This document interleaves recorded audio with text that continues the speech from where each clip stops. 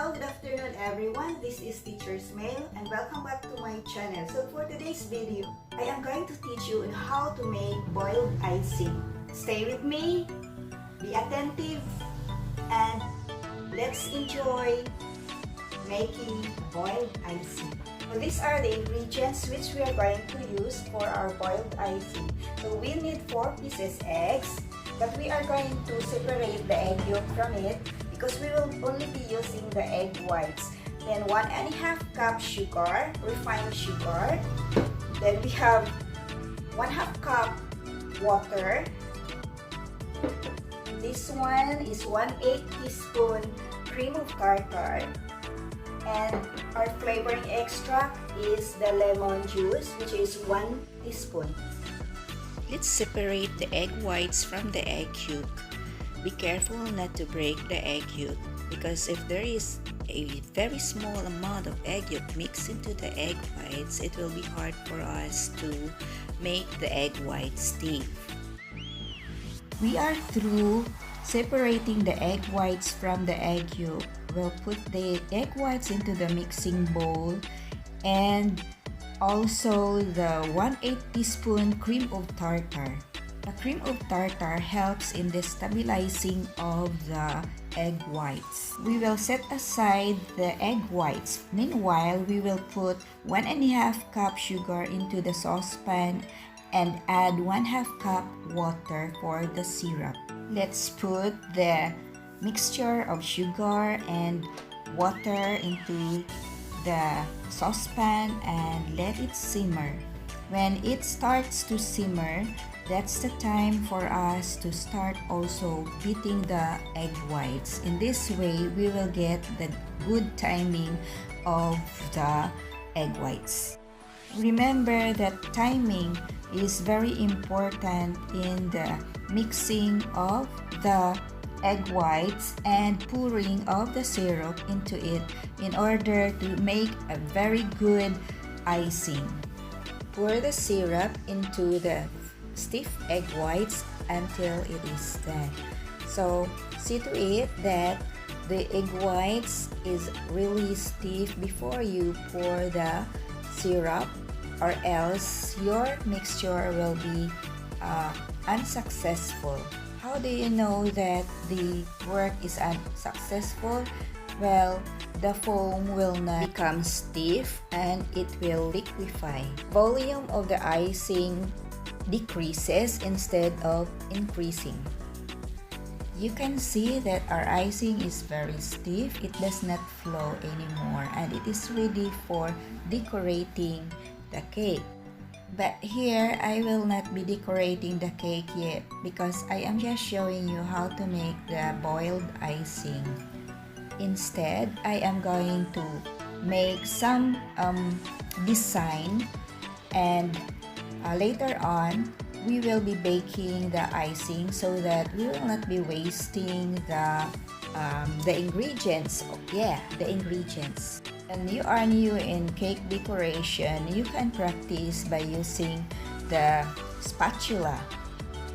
You may also use the, what do you call this? The tray, the baking tray in making designs when you are still practicing.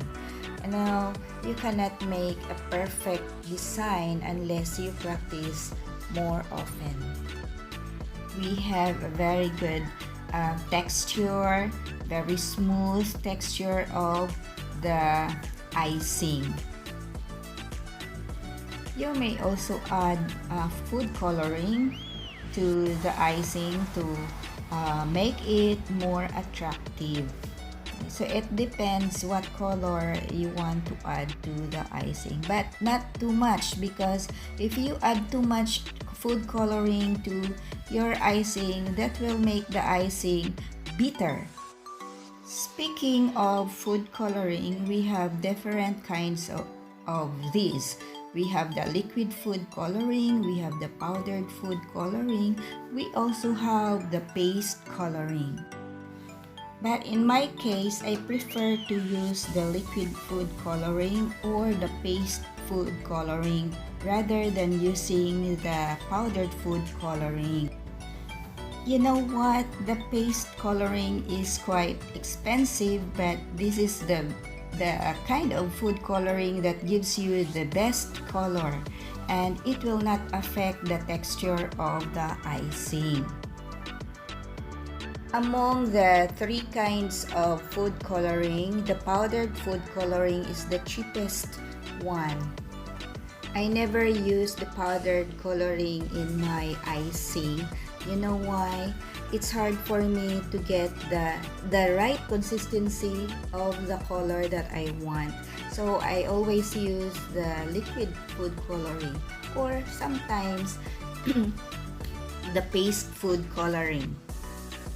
In choosing the brand of the food coloring, I always use the McCormick food coloring. But if there is no McCormick food coloring available in the market, I use the Ferna food coloring. These two brands are good ones. Refrain from buying food coloring in the market, especially the powdered food coloring that does not have a brand name. Why? Because this is for our own safety. If for example, we have some complaint about the food coloring, then we will know where to go when it has the label or the brand name. Branding is very important. If you are not used to checking on the expiration date of the food coloring or anything that you buy in the grocery stores or in the market, you should start on checking of its manufacturing date and the expiration date, because these are very important. We don't like to buy expired food coloring or any food in the market. We want to use fresh ingredients in our food preparation. We also want to use ingredients that are not expired, because this will affect the taste, the flavor of the product.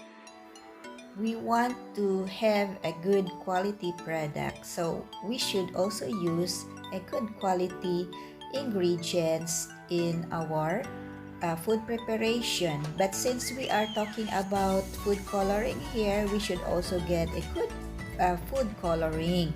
Okay, in decorating cake, we select the food color to apply in the icing depending on the motif of the occasion. Say for example, you're making a birthday cake for a girl, then we can use the pink or the red color. And if it is a boy, we can use blue colors. But sometimes it depends on what color the person likes to have on the birthday or the wedding cake. In my previous video, if you were following me, I mentioned about the types of icing. So I make the butter icing and the royal icing. These two kinds of icing belong to the uncooked icing or frosting. The ones that I am using or making today is boiled icing. This is an example of a cooked icing. Another kind of cooked icing is the chocolate frosting. So the chocolate frosting is also good in decorating chocolate cakes. Kids likes chocolates. I also like chocolates. How about you? Do you like chocolates? Okay, so next video that I will be making will be about chocolate frosting. So that is all for today, guys. I hope you learned something from our video. And please don't forget to like, comment, share, and subscribe for more videos. Bye! God bless!